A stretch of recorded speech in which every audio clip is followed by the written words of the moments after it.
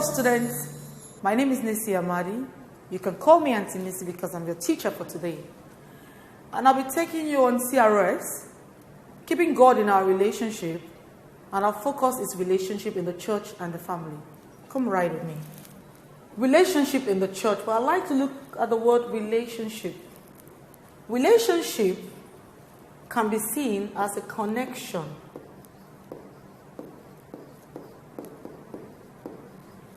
It can also be seen as an association.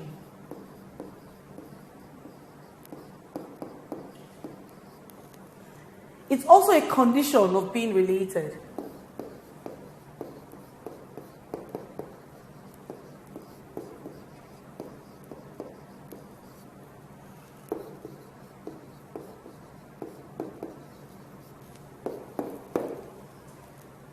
So we can now look at relationship in the church. Relationship in the church is the way we feel about, associate with other members of the church. So I want to believe we go to church. So in church we have friends, we have people we talk to. So we're looking at how we relate in church. And we're also looking at relationship in the community where we live. So it's the same thing we can say is the way we feel about and the way we associate with other members of the community. Now, what's a church? A church is a group of people who share same Christian beliefs. I want to believe you go to church. And I'd love to ask you your church. But then we have examples of churches on the board. We have the Anglican church. We have the Catholic church. And then we have the Pentecostal church. And every church is made up of the leaders, church council, the pastors, the general overseer, your parish pastor, or it could be your local pastor. And then the church is also made up by members, of which you're one. I'm also one, a member of a church. As members of a church, how do we sustain relationship in the church?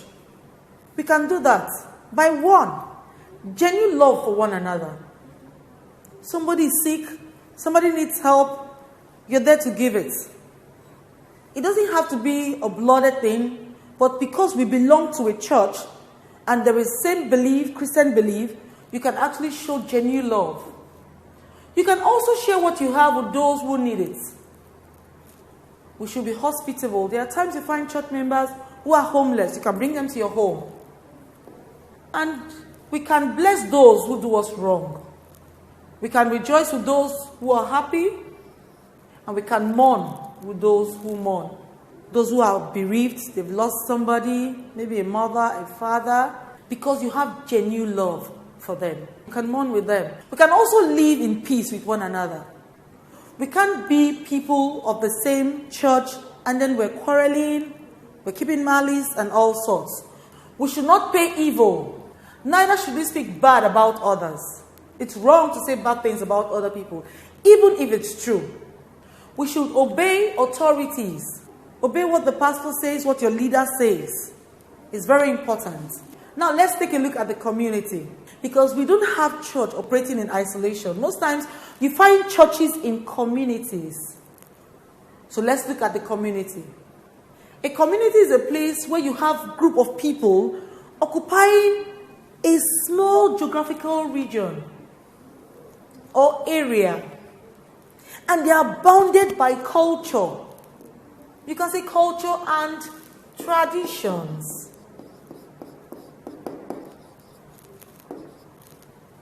And these cultures and traditions actually differentiates them from other communities. I belong to a community. I want to believe you belong to a community. And we have communities such as Chuba community, Suleja, Ikorodu, and Guinea, and so on and so forth. You can just add yours to the list. Like the family, like the church, the community also has members, has what makes it up. On the community, we have the traditional ruler, we have the chiefs, we have the elderly people, we have the men and women, the adults, we have the young adults, the youths, and then we have the children. Like we said, one, every community has a traditional ruler. My community, traditional ruler is called the Amayanabo. I don't know what yours is called. But the rulers of the major three tribes we have in Nigeria, the Hausa, the Igbo, the Yoruba, the Hausa people call their traditional ruler Emir. While the Igbo call their traditional ruler Eze. Then the Yorubas, they call theirs, you can see him, the Oba. So you have the likes of the Oba of Lagos. Now, how do we sustain relationship in our communities? As children, as young adults, we can do that by showing respect for elders. We can do that by obeying the laws that govern our community. Like I said, every community is unique. Maybe in your community on Sundays, nobody should eat meat. The moment it becomes a law in your community, as a citizen of that community, you should obey it. We should also participate in community developments. When programs comes up to help in developing our communities, you should be part of it. Ability to tolerate one another and caring for the needy is also part of it. So you can see people rejoicing in the community. You can see people building community development. You can see people taking care of sick people, elderly people in their community. In summary, a relationship exists amongst people in the church, in the community. To maintain this good relationship, we have to do away with evil.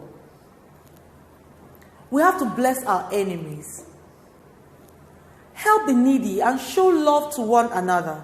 For the community, we have to obey the laws of the land. Respect the elderly and our leaders. We also have to actively participate in community projects because it's for our good. Now I want to ask us a question. Which of these is not a way of sustaining relationship in a community?